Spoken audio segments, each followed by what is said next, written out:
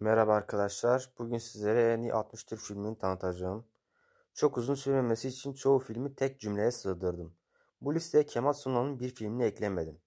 Hepsini eklesem 100 filmi aşacağı için az popüler olduğunu düşündüğüm bir filmini ekledim listeye. Hazırsanız başlıyoruz. 60 numara itirazım var. Selman Bulut bir zamanlar antropolojiyle ilgilenmiş eski bir boksör. Şimdilerde ise bir camide görev yapan sıra dışı bir imamdır. Bir gün camide namaz kıldırdığı sırada caminin içi silah sesleriyle yankılanır. 59 numara arabesk. Ağa kızı Müjde küçüklüğünden beri tanıdığı Şener'e varmak ister. Fakat babası izin vermez. Sonunda Müjde Şener'e kaçar. Fakat gene çocukluğundan beri bu ilişkiyi bozmak isteyen Kaan'ın kötülükleriyle karşılaşır. 58 numara Şaka ile Karışık. O meşhur sahneden de hatırlayabilirsiniz bu filmi. Osayt Osman. Hayatta hiçbir işi yoluna gitmeyen bir adamdır. Genç adamın hayatı iki zengin adam ile karşılaşmasıyla bambaşka bir hal alır. Zengin bir aileden gelen Ferhat ile Hurşit Ağa bir iddiaya girer. İddiaya göre eğer Hurşit Ağa serserilerin içinden delikanlı birini bulursa iddiayı kazanacaktır. 57 numara Kader. Bekir Uğur'a, Uğur Zagor'a, Zagor da serseriliğe aşıktır. Karşılığını bulamayan kalplere tutkun bu üç insanın yolu, tutkunun beslediği bir kaderle birbirlerine bağlanır. Uğur, Zagor'un hapisten çıktığı gece mahallede işlenen bir cinayetin ardından ortadan kaybolur. 56 numara Limonata. Ölüm döşeğindeki babasının isteği üzerine ailenin şimdiye kadar haberinin olmadığı kardeşini bulmaya Makedonya'dan Türkiye'ye gelen Sakıp ve babasının son isteği yerine getirmek için kendisiyle Makedonya'ya gitmesini ikna etmeye çalıştığı kardeş Selim'in hikayesini anlatıyor. 55 numara her şey çok güzel olacak. Nuri gereksiz yere karıştığı bir kavga sırasında 3 yıldır görmediği kardeşi Altan ile karşılaşır. Bu rastlantı aradan geçen bunca zamandan sonra bu iki kardeş için sürpriz olacaktır. 54 numara Ayla. 1950 yılında savaşta yer alan Süleyman Assubay savaş meydanına küçük bir kız bulur. 5 yaşındaki bu Koreli kız yetimdir ve nereye gideceğini bilmemektedir.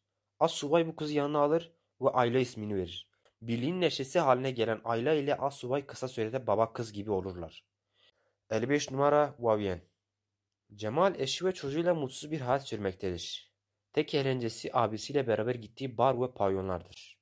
52 numara barda. Bir grup genç arkadaşlarının işlettiği barda son biralarını içip eve dönecekken geç vakitte içeri giren 5 kişilik bir grup tarafından silahla alıkonulur.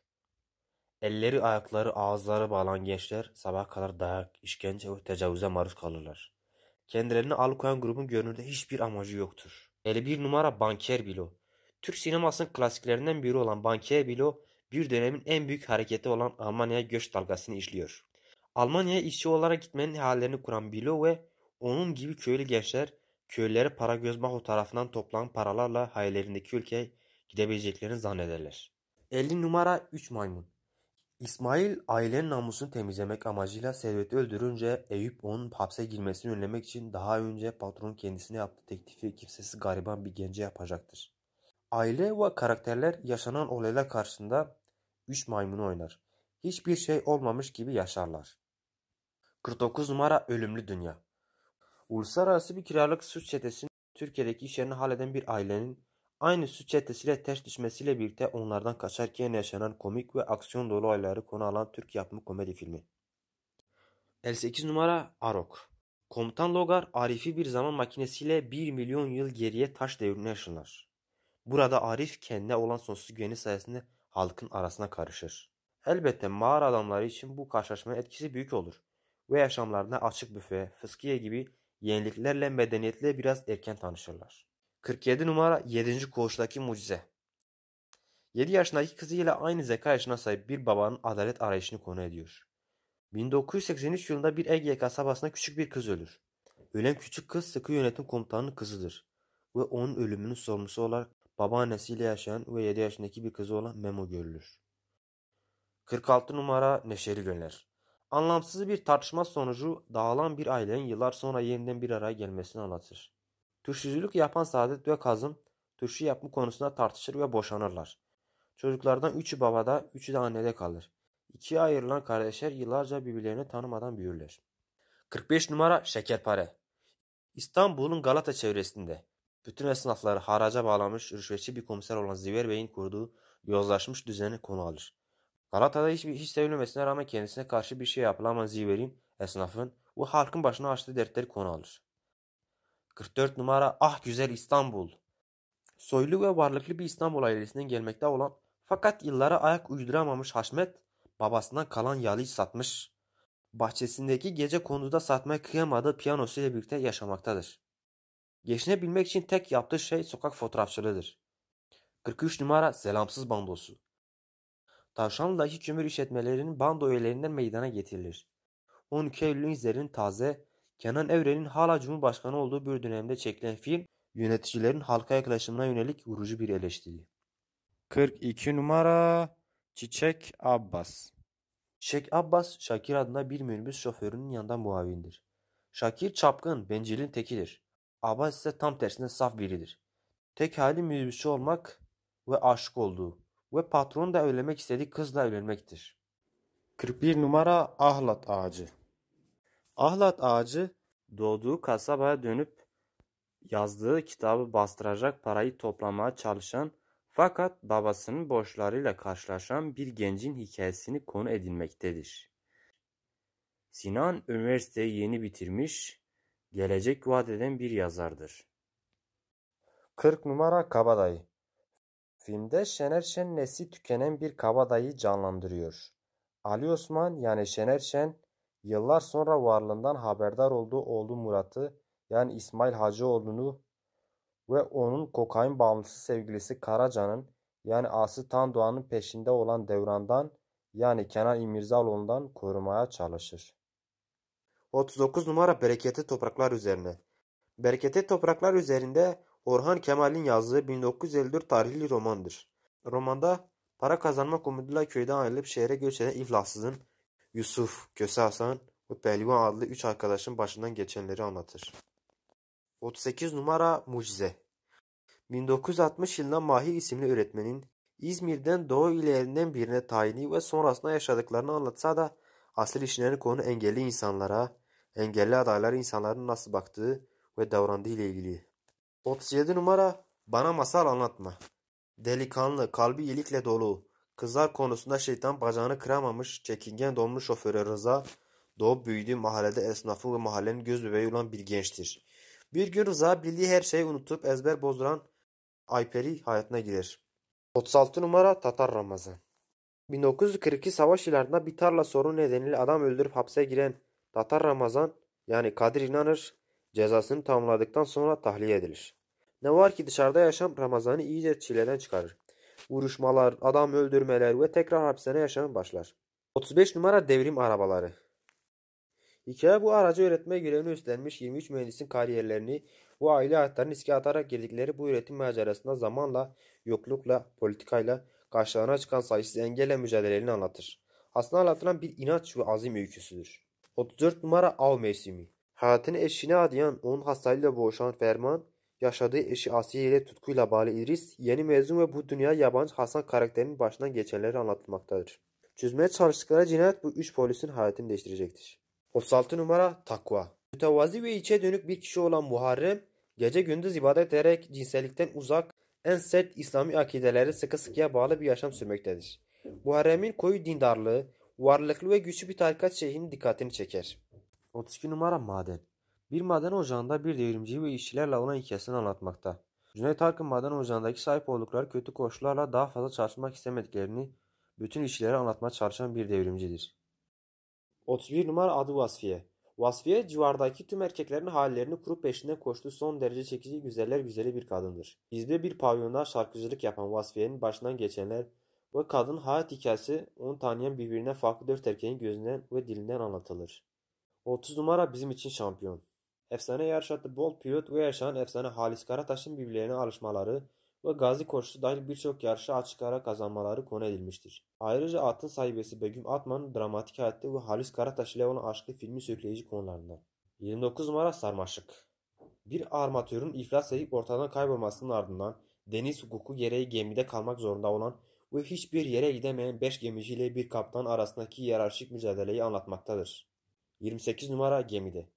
Bir kum kosterinin personeli ve kaptanın başından geçen öykü çerçevesinde Türkiye'nin çarpık yapısına eleştiri getiren bir film.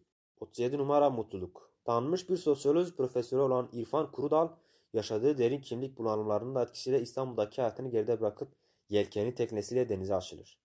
Çıktıkları ölüm yolculuğunda Meryem ve Cemal'in yolları Profesör İrfan Kurudal'la beklemedik şekilde kesişir. 26 numara Bir Zamanlar Anadolu'da.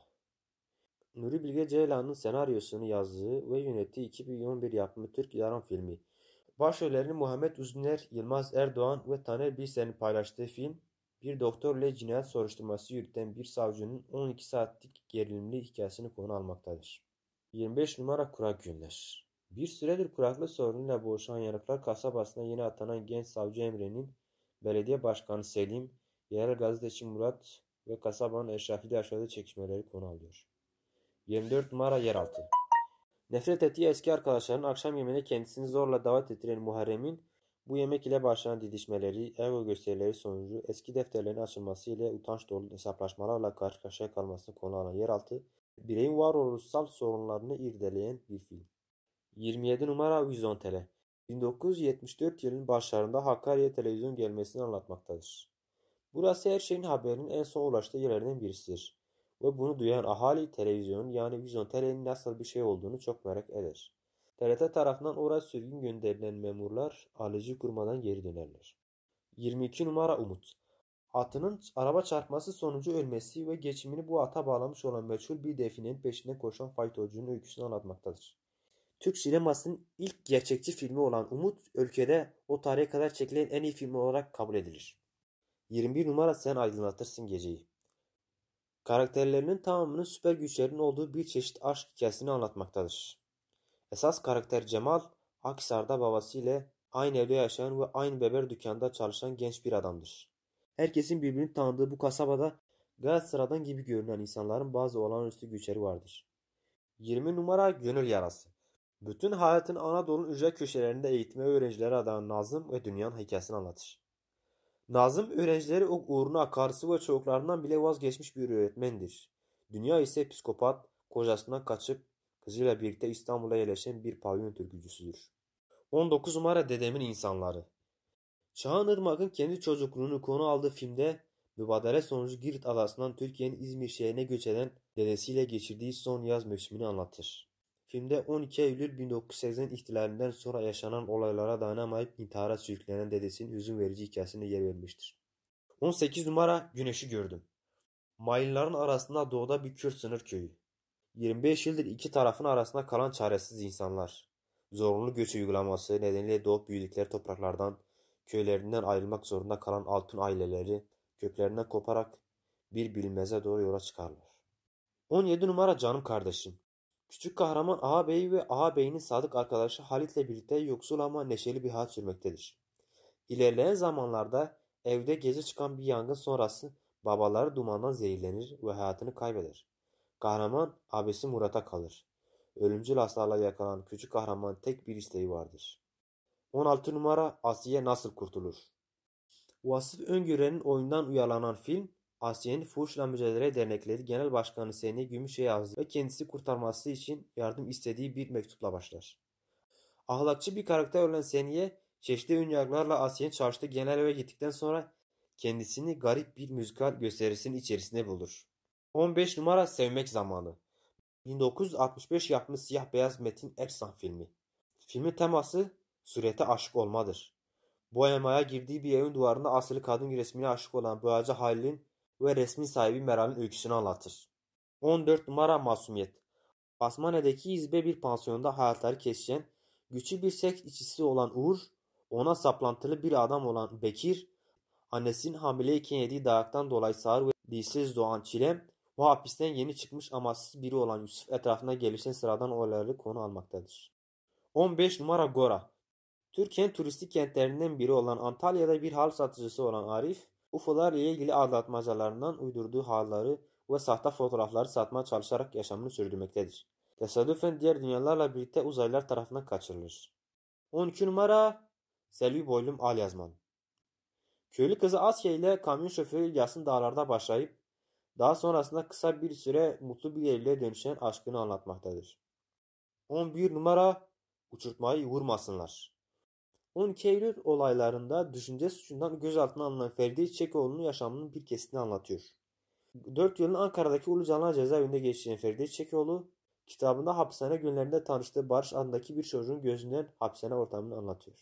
10 numara Belinda. Serap, model ve başarılı bir tiyatro oyuncusudur. Pişirmek, temizlik ve çocuk doğurmaktan ibaret olan kadına biçilmiş geleneksel rolü hor görmekte, dönemin şartlarına nazaran Avrupa'yı bir yaşam sürmektedir. İlk defa bir reklam filmde oynamayı kabul eder. Film, bir şampuan üzerinden toplumun beklentilerini karşılayarak yaşayan bir kadın ile toplumun beklentilerini reddeden ve kendi özgürlüğünde hayatını yaşayan bir kadın iç içe geçmiş hikayesini anlatıyor. 9 numara Duvar. Konusunu gerçek yaşanmışlıklardan alan Duvar, 1970'li yılların sonunda Ankara Kapalı Cezaevinde başlayan bir isyanı konu alır. Hapishanenin tüm ağır ve kirli işlerini yapan en kötü hücrelerinde kalan çocuklar koğuşundan çıkar isyan. 4. koğuşta çocuklar terk edilmiştir, hırsızdır, katildir. 8 numara Pardon. İbrahim resmi üniforma görmekten çok rahatsız olan biridir. İbrahim bir gün resmi üniformalı birisiyle karşılaşınca hemen oradan kaçmak ister. Ancak durumdan şüphelenen polis 3 arkadaşı da içeri alır. Suçsuz yere 6,5 yıl hapis yatan arkadaşlar sonunda dışarı çıkmayı başarır. 7 numara Züğürt Ağa. Türkiye'de feodalizmin çöküşünü konu alan filmde Şener Şen Haraptar köyünün ağasıdır. Köyü sonradan çalışmak için gelen kurnaz Kekeş Salman, kuraklık sebebiyle yeterince ürün elde edemeyen köy halkını örgütleyerek ağanın mallarını çalmalarını ve bu malları satarak İstanbul'a göç etmelerini sağlar. 6 numara Sürü. Halil Han ve Veysi Han aşiretleri arasında süre gelen kan davasının aşiret üyeleri arasında etkisidir. Film ağalık, burjuvazi, kan davası ve devlet kurumlarında gerçekleşen rüşvet konularını değinmektedir. Ezilen bireylerin geri kalmışlığı gösterilir. 5 numara Zübük. Meslekten men edilmiş üçkağıtçı bir milletvekili İbrahim Zübükzade'yi konu eden film, Türk siyasetindeki sorunları ve karakterleri hicvederek anlatır. Aziz Nesin aynı adlı romandan uyarlanan filmde efsane karakter Zübük'ü Kemal Sunal canlandırıyor. 4 numara Kış Uykusu. Aydın yani Haluk Bilginer emekli bir oyuncudur. Aktörlüğü bıraktıktan sonra Orta Anadolu'da kendi halinde küçük bir otelde çalışarak günlerini geçirir. Hayatında ise 2 kadın vardır. Kendisi de her anlamda uzak ve soğuk olan genç karısı Nihal yani Melisa Sözen ve boşanmış olan kız kardeşi Necla yani Demet Akbağ'dır. 3 numara Eşkıya. Hapse düşmesine neden olan arkadaşının peşine düşen bir adamın hikayesini anlatıyor. Toplumsal değerlerin ve kültürlerin yozlaşmaya başladığı durumda bir sorumluluk alıcı bireye duyulan ihtiyacı simgeleyen bir filmdir. 2 numara Babam ve Oğlum. 2005 yapımı bir Çağan Irmak filmi. 1980 yılının 12 Eylül günü sabah erken saatlerde karısının doğum sancılarını tutmasıyla dışarı fırlayan çift hastaneye gitmek için araç bulamazlar. Çünkü ülkede askeri darbe gerçekleşmektedir. Sadık'ın karısı doğum esnasında hayatını kaybeder. Ama küçük Deniz hayattadır. 1 numara Yol. İmralı cezaevinde yatan 5 mahkum kendilerine verilen bir izin sayesinde bir haftalığına köylerine dönebileceklerdir. Ancak yol uzundur, yol tehlikelidir, yol can alır. Dışarıdaki dünya içeridekinden hiç farklı değildir. Zulüm her yerdedir. Bu topraklarda insan olmak hiç kolay değildir. Seyit Ali şeytana uyup kendisini aldatarak namusa leke düşen karısı Zine cezasını vermek için köyüne döner. Filmin en ilginç ve sarsıcı bölümünü oluşturan öykü. Film çok zor şartlarda çekilmiş ve birçok kez yasaklanmıştır. 1982 yılında çekilen film 1999 yılına kadar yasaklı kalmıştır. Arkadaşlar anlatacaklarım bu kadardı. İçeriklerimizin devamı için beğenip paylaşmayı unutmayalım. Hoşça kalın.